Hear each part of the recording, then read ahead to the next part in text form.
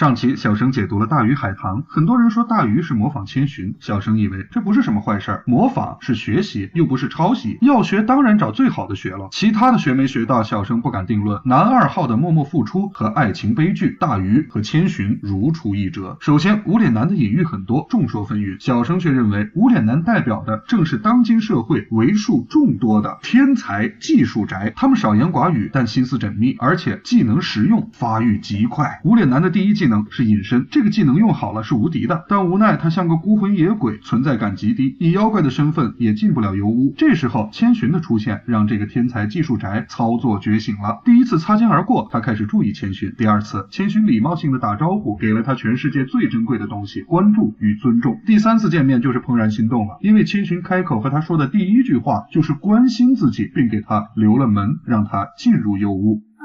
そこ濡れませんか？せん、早くしろよ！はーい。ここ開けときますね。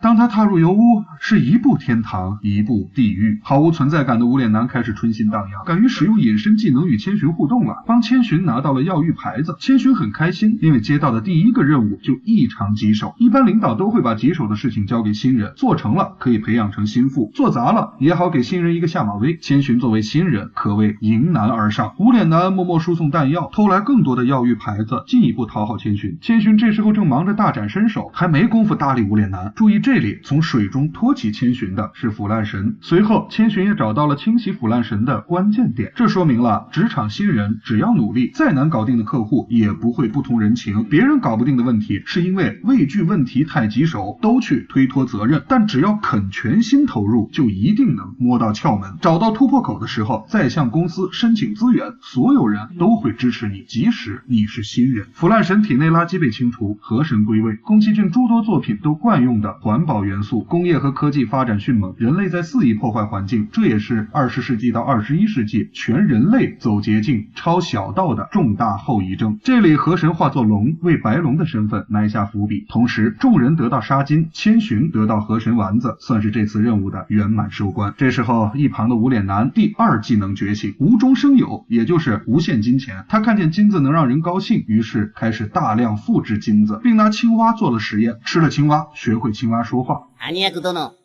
俺は腹が減った。腹ペコだ。